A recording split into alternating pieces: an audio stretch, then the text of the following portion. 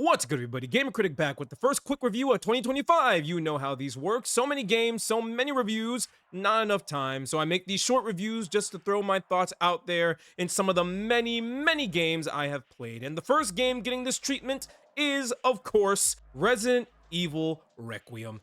It's great. Let's just start right there. I think it's great. You think it's great. Literally everybody who has touched this game has said the same thing, that it is great. Is it breaking new ground? No. Is it the single best modern Resident Evil game? Personally, it's up there, but not quite. We at least need to wait a few more months to see how it ages. But is it still another notch in the continuous string of W's that Capcom continue to stack up? A wholly renowned yes. Everything that I wanted, everything that I was expecting in Resident Evil Requiem delivered in some way. For example, presentation-wise, it's top drawer. It's the typical great RE engine at work, but notably and greatly upgraded. You can see so much more detail in the facial animations, and especially the lighting. The lighting in this game is amazing, and it really leads to some honest to God incredible shots. But one thing that the RE engine was always great at, it was really great at interior detail. Both of the main areas that you explore in Resident Evil Requiem, both the care center and the decrepit Raccoon City, are not massive environments. No Resident Evil game are really massive in their environment, but they make up for it with just the sheer minutia, the sheer amount of detail. The care center being really clean with paintings, plants, medical tools, special etchings, and architecture that is specific for that environment. Or Raccoon City covered in dirt, abandoned cars everywhere, the streets being covered in papers that, if you look close enough, actually describe what happened on that day. Now, admittedly, when I made my why I'm buying, I kind of thought we were going to go to a few more locations, but it doesn't matter because these environments are so detailed, so polished. It honestly makes it so that having these two environments alone is completely enough. But what good is presentation if you don't have good audio? And typical Resident Evil, it's amazing. There's not too much to add on this one. It's one thing that has always been nailed in every modern Resident Evil game, and it's being nailed here. Your footsteps, vague sounds of zombies in the distance, it really does help to lock you in. And I'm not just talking about the horror. The fun audio that you hear for the different guns that you fire off is still so cathartic. Everything involving presentation, visuals, audio, top notch. And the same can be said about the gameplay. It is, unsurprisingly, excellent. But what surprised me is not the fact that both these individual playstyles play well, it's the fact that both of them manage to balance each other out perfectly without the other feeling like too much. That was the real selling point of Resident Evil Requiem. It was blending the two modern identities that we associate with Resident Evil. Switching between Grace and Leon is where this game really shines. Grace's sections are playing up the terrifying horror sections, and yeah, they're scary. You're avoiding enemies, stealthing around, doing your best to conserve as much ammo as you can. In Grace's sections, every encounter matters, and you really need to think ahead of what you're doing and how you're going to do it. And then you flip to Leon, and then the shit is going down. You are no longer out of your element. This is your element. It's that mentality of, I'm not stuck in here with you, you're stuck in here with me. At that point, ammo doesn't even fucking matter anymore. And it is so much fun. Both Grace and Leon's respective gameplay sections play out amazingly well. The stealth is really fun. Sneaking around the enemies is always tense, but you feel so cathartic when you finally make it through.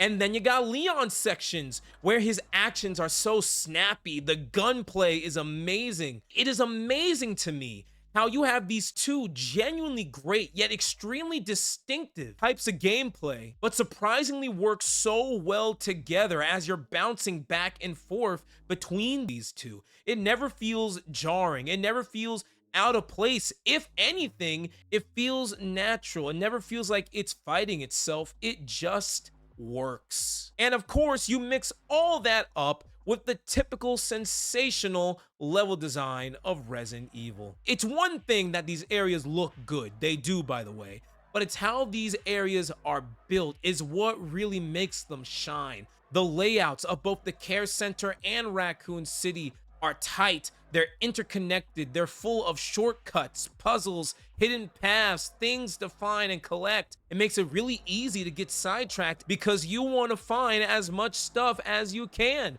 It's something that Resident Evil has always been great at, and it's just as satisfying as ever here. I think the one thing in Resident Evil Requiem that really did catch me off guard was how into the story I kind of was. Okay, let me be clear. Story moments I was into. Resident Evil is great, but Resident Evil, at least for me personally, is not a game that I recognize for having the best in-class stories. I don't come to Resident Evil for its story. And I can't say that Resident Evil Requiem is too different. In the grand scheme, it's probably the part of the story I enjoyed, and I'm saying this with quotations, the least.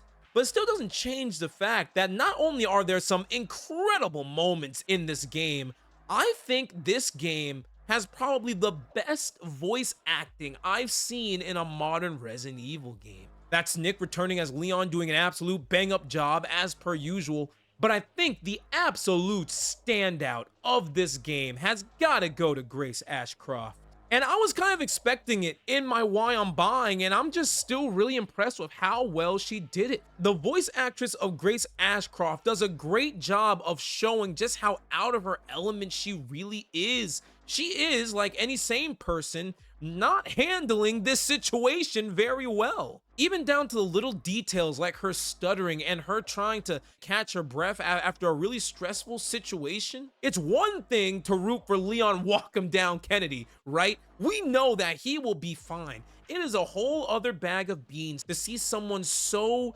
scared and yet still have the bravery and courage to put themselves through this situation anyway. And further in the game, Grace does get better. And thanks to the motivation that comes from another character that's introduced later in the game, she starts to have a major reason to fight and she becomes more confident, stronger. And it really is great to see someone go from zero to hero in such a drastic way. It also really helps that her facial animations are great.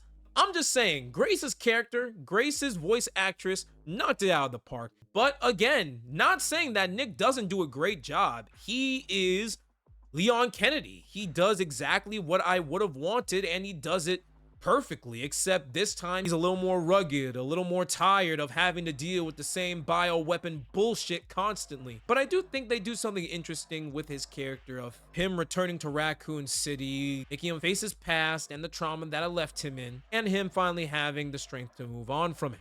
I thought it was cool. And I think that's the biggest takeaway with this story. I didn't really care much for the plot. Like the overarching thing that is happening with everybody, I didn't entirely care. What I did care about was Grace and Leon. I cared what happened to them. I cared about their relationship with each other, and I cared about their relationships with everyone else. That was where my interest in this story lies, and I think on that front, it delivered just fine. However, there are incredible moments and set pieces on both sides that are just great. My boy Leon, he at 55 years old, I think he's 50, right? 50 some. At 50 some years old, he's still pulling shit like this off.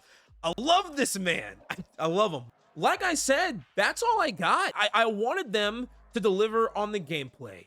They delivered on that. The action and horror work perfectly together, and it doesn't feel forced when you flip back and forth constantly. The typical presentation and level design, the great audio, the great art, and the intricate details and tight layouts of these areas are great. And the story being solid, which is also what I expected. I wasn't expecting a grand, massive story or, a story to blow me away. I was expecting really great characters, and that's what I got. With one character, I think, giving one of the best performances I've seen in a Resident Evil game.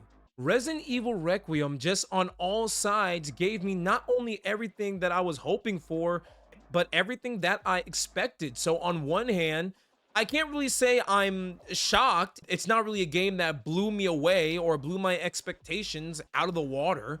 But on the other hand, it delivered on everything I wanted. And the result is a really freaking great game. I think everybody was wondering how they were going to move on from Resident Evil 8. And I think Resident Evil Requiem is the answer because it's the Resident Evil game that's appealing to everybody. It's appealing to the newcomers. It's appealing to the old school fans by bringing back legacy characters, legacy locations, legacy enemies. It brings in stealth survival horror. It brings in fast, chaotic action. It brings in the dark and scary. It brings in the silly and cheesy. Literally everything that you would associate with Resident Evil in some way is thrown in this game. And I think the result is a Resident Evil game that goes the extra mile in finding some way to please everyone, which again just adds up to yet another W for Capcom, who can't seem to miss on their generational run that they are having right now. It looks great, it plays great, it sounds great. Resident Evil Requiem is just pretty fucking great. And that was my quick review on Resident Evil Requiem. Thank you guys so much for watching. My next video is going to be, I honestly haven't decided yet, but I will let you know as soon as I figure it out. But if you enjoyed the video, like and subscribe. It helps a ton. If you want to stay up to date with what I'm doing, you can follow me on Instagram. That's @thegamercritic. Be good people, and I will talk to all of you very soon. All right, peace.